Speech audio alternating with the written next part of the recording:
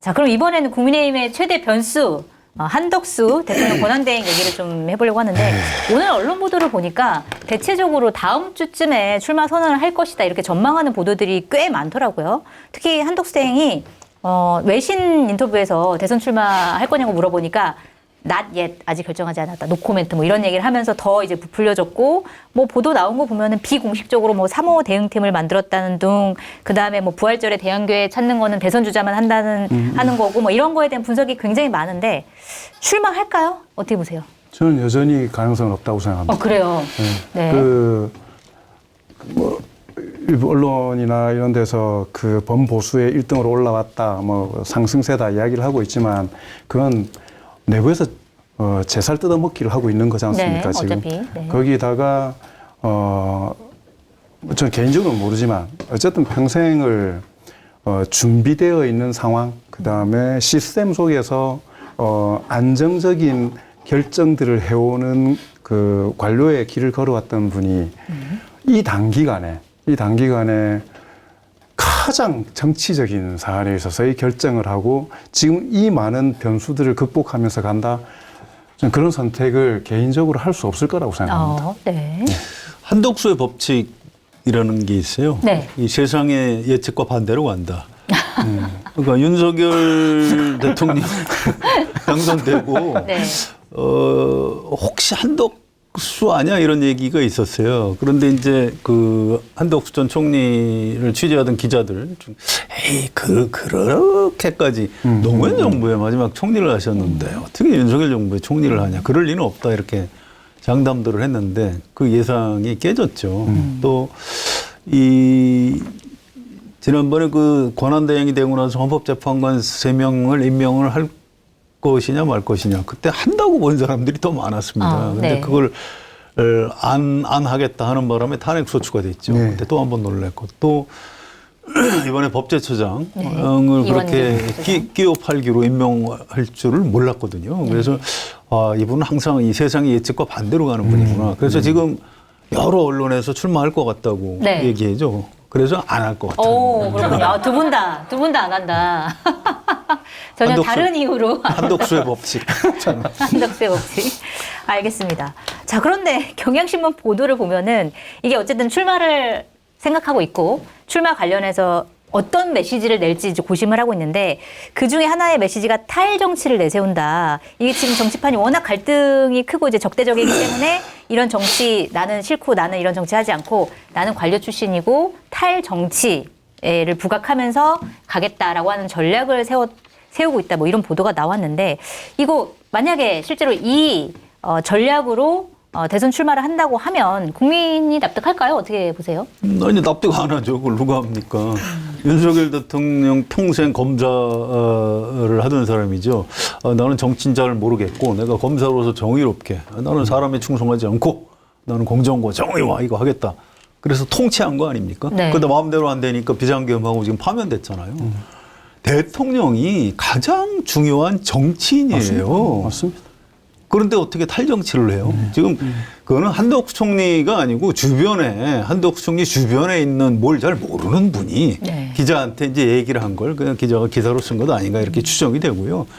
그 전제 자체가 잘못된 겁니다. 대통령을 해보겠다는 사람이 탈정치를 노선으로 선택한다. 네. 그거는 이 말 자체가 성립하지 않는 말이에요. 그래서 그럴 가능성은 없다고 보시는 게 맞습니다. 그럴 가능성 없다. 출마도 안 할 것이고 타일 정치는 말도 안 된다. 최악의 메시지죠. 그리고 그 이야기했던 게 갈등과 뭐라고 했죠? 뭐 적대. 정치가 네. 윤석열 정부의 작동 동작의 원리는 갈등과 적대였습니다. 타일 정치 속에서 이루어진 갈등과 적대. 네. 정치를 싸그리 무시한다는 뭘 정치일지는 몰라도 정치판에서 가장 경계해야 될 메시지가 탈정치 이런 메시지더라고요. 국민들이 알거든요. 정치를 하고 있는 걸.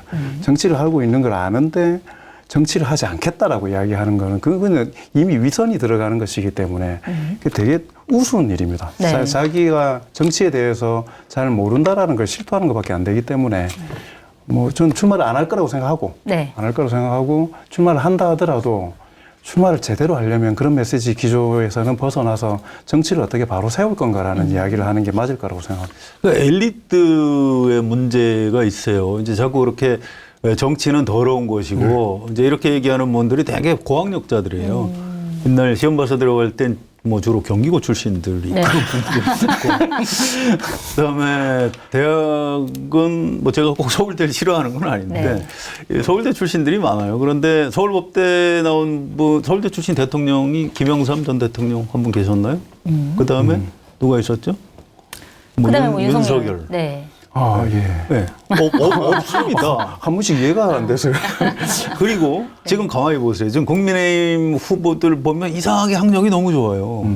대면 김문수 후보 서울상대, 네. 한동훈 후보 서울법대, 또 누구죠? 홍준표. 홍준표 후보 고대법대, 네. 안철수 후보 서울대 의대. 네. 이 한국 사회 슈퍼 엘리트들이에요. 근데 한국 사회 엘리트들의 착각이 있는 거예요. 아, 정치, 야, 내가 공부도 이렇게 잘하고, 겨우 10대 후반에 공부 좀 잘해서 좋은 대학 갔는데, 정치 저거 가만히 보니까 나 옛날에 우리 교실에서 나보다 공부 못하던 약간 불량기 있는 걔가 나가서 하는, 야, 내가 쟤보단 잘한다. 이렇게 착각을 하는 겁니다. 네. 이게 제가 이를테면 그동안 보세요. 대한민국 대통령을 누가 했는지. 자, 부산장고 출신 노무현. 그러니까 그 전에 목포장고 출신 김대중. 네. 포항장고 출신 이명박. 그런 겁니다. 네. 그래서 이건 제가 뭐 학력이 나빠야 대통령을 한다 이런 뜻이 아니고 이 학력이 너무 좋은 분들이 버려야 될 게 바로 그 엘리트 의식이에요. 그거 윤석열 대통령이 그거 안 버렸다가 망한 겁니다. 그래서 지금 한덕수 대행도 진짜 대통령을 할 생각이 좀 있다 그러면 나는 엘리트가 아니다. 나는 엘리트가 아니다. 이 얘기를 하루에 100번씩 복창을 하시면 혹시 뭐 그래도 안 될 거로 봅니다. 네. 그래서 그거는 진짜 우리 한국 사회 엘리트들이 가지고 있는 반정치주의 굉장히 잘못된 거예요. 아, 좋은 지적 해주셨습니다, 정말. 자, 그런데, 자, 어쨌든 여러 가지 비판이 나옵니다. 한덕수 대행에 대해서. 그럼에도 불구하고 대선 주자 선호도 조사 보면은, 그 훌륭한 예. KSOI에 선재한 조사를 보면은, 이재명 더불어민주당 후보에 이어서 2위를 기록하고 있어요. 한덕수 대행이. 여론조사 짧게 소개를 해주시고, 왜 그런지 좀 분석 좀 해주세요.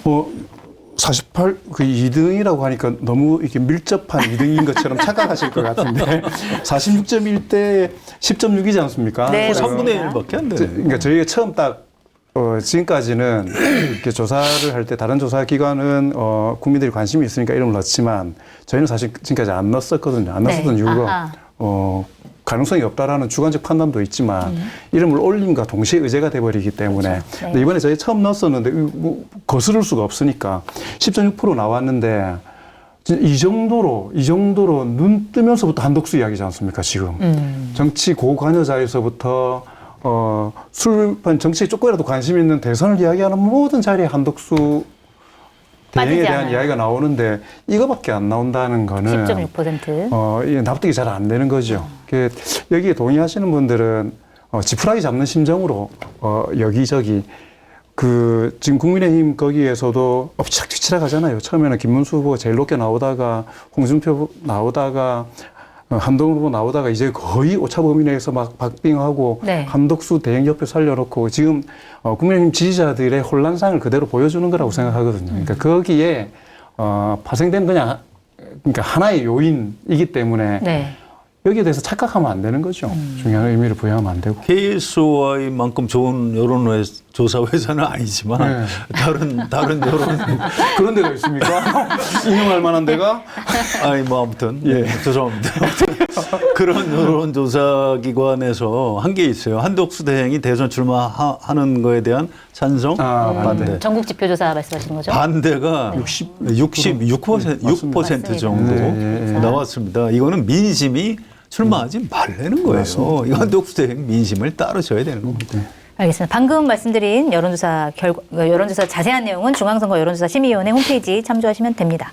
자, 물론 두 분은 뭐 한덕수 대행이 출마를 안 할 거라고 보셨지만 만약에 그럼에도 불구하고 조금이라도 출마 가능성이 있다라고 보면은 사실 언제 출마할 것이냐 이것도 한덕수 대행이 보기에는 굉장히 시점이 중요하잖아요. 그러니까 예를 들어서 다음 주에 화요일에 이제 2명으로 치러지는데 국민의힘 대선 후보가 그걸 보고 예를 들어서 김문수 후보가 올라가면 좀 출마 가능성이 높아지고 뭐 아니면 홍준표나 한동훈은 이제 본인이 나오는 걸 별로 싫어하니까 홍준표나 한동훈 후보가 두 명으로 올라가면 좀 안 나오고 뭐 이렇게 고를 가능성 이런 거 있을까요? 어떻게 보세요? 이슈글이 있죠. 근데 실제로 정치를 제대로 알고 대통령이 되려고 한다면 본인을 거부하거나 본인하고 겹치지 않는 후보가 됐을 때 나와야죠. 네. 김문수 후보가 됐을 때 나오면은 상승 효과가 없어요.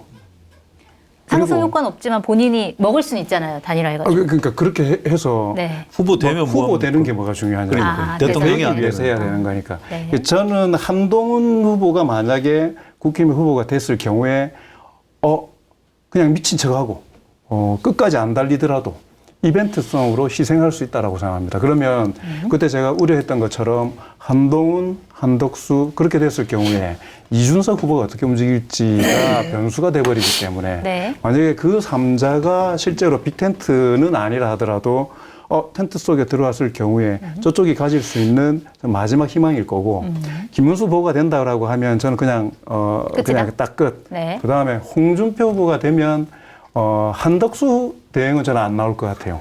그러니까 먹힌다고 생각할 거니까. 단일화 대신에 시도 안 한다? 이준석 후보와의 케미가 또 다르게 발생할 수 있기 때문에 근데 이래저래 어떻게 보더라도 안 할 가능성이 무조건 높지만 한동훈 후보가 된다면 국민의힘 쪽에서의 가능성을 키우는 데 있어 가지고는 가장 적합한 상황이 만들어질 수 있을 거라고 생각합니다. 네. 그런데 홍준표 후보가 만약에 5월 3일 최종으로. 네, 최종으로 되거나 아니면 네. 그 전이라도 이제 양강구도에 올라가서 누가 봐도 이건 홍준표 후보가 될 것 같다 이런 정도 되면 아마 홍준표 후보가 한덕수 대행을 그냥 두지 않을 겁니다. 아, 그래요? 그냥 안 두면 어떻게. 한동훈 후보에 대해서 뭐 키높이 구두 뭐 생머리 이거 하고 비교할 수 없을 정도로 아마 모욕적인. 공격을 할 것이다. 예, 홍준표 후보한테 그런 약간 잔인한 데가 있어요. 네. 옛날에 친박들하고 싸울 때 이 뭐 바퀴벌레, 고름덩어리 뭐 이렇게 공격을 한 적이 있어요. 그래서 제가 사실은 인터뷰를 하면서 그때 당 대표 시절일 겁니다. 아니 대표님 그 사람한테 그 고름덩어리, 바퀴벌레 그런 말을 쓰시면 어떡합니까? 그랬더니 성 기자는 뭐 비유법도 모릅니까? 비유법도 모르냐 이거예요. 그래서 이제 저도 좀 화가 나고 또 이 홍준표라는 정치인은 세게 좀 해야 되니까. 세게 비유를 네. 해버리시죠. 다른 걸로. 그래서 비유법이면 그럼 뭐 같은 이렇게 해야지. 그런 식으로 직유법을 쓰면 어떡합니까? 그러더니 이 양반이 그러네. 그러더니 그럼 알았어요. 그럼 앞으로는 같은이라고 할게. 국어 실력에서 밀렸네요, 홍준표. 아니 그냥 목소리 높은 사람한테 좀 밀려요. 네. 이제 그런데 참 머리가 참 좋은 분이긴 한 게 그다음부터 이제 그분 하는 같은이라고 합니까? 같은이라고 하더라고요. 그래요? 깜짝 놀랐어요. 신기하다, 그것도. 그것도 참 신기하죠. 네. 그래서 이게 참 보통 없는 분이고 그분한테 걸리면 한덕수 대행은 뼈도 못 쳐. 네. 무서워서 못 나오겠네요, 그러면. 홍준표 선생님 후보가 말씀하신 되면. 그 부분 중에 그거 있지 않습니까? 만약에 4월 29일 날 과반으로 누가 후보 확정이 되면 한덕수 대행 같은 경우는 판단을 더 빨리 할 수 있겠죠. 그렇죠. 그런데 과반이 안 되면 5월 3일 정해지는 거잖아요. 5월 4일 날 공직자 사퇴 시한입니다. 맞습니다. 3일 날 그러니까 그때까지 준비 다 해놓고 누가 되면 하면 돼. 이런 정도 대통령 선거가 그런 선거가 아니거든요. 네. 간다라고 하면 돈에서부터 기본적으로 움직여야 될 인생을 걸어야 될 인력들이 얼마나 많은데요. 그러니까 4월 29일 날 과반이 안 되면은 더더군다나 그 불확실성을 감내하면서 출마를 각오할 수는 없을 겁니다. 근데 그러면 이렇게 막 출마할 것처럼 띄우는 이유는 뭐예요? 생존 전략이죠. 생존 전략. 지금- 지난주에 말씀하셨던. 지금 가장 텐션 높지 않습니까? 지금 네. 대한민국에서 한덕수 그때 이야기했던 것처럼 지금 민주당이 한덕수 대행을 사정없이 치고 있잖아요. 그래서 저는 민주당이 잘하고 있구나 생각이 드는 게 역할 분담을 잘 하더만 보니까요. 공식적으로 지도부의 입장은 탄핵 안 하는 걸로 하고 그중에 중요한 책임감을 가지고 있는 의원님들, 진성준 의원님 이런 분들은 세게 치고 네. 그래서 한덕수 대행을 의제로 계속 띄우는 게 국민의힘의 힘을 빼는 것이기 때문에 그 효과가 있고 그다음에 만약에 출마한다? 그러면은 이미 나쁜 후보로 규정해 놓은 상황에서 출마하게 만드는 거고 출마하지 않으면 그냥 국민의힘은 희망을 상실하게 되는 거고 여러 가지 포석을 두고 저는 하는 것 같습니다. 그래서 탄핵을 하지는 않을 거라고 생각하거든요. 네. 지난주에 성 후보님이 중요한 국가의 문제에 대해서 정치의 유불리를 가지고 이야기하지 말라고 하셨지만,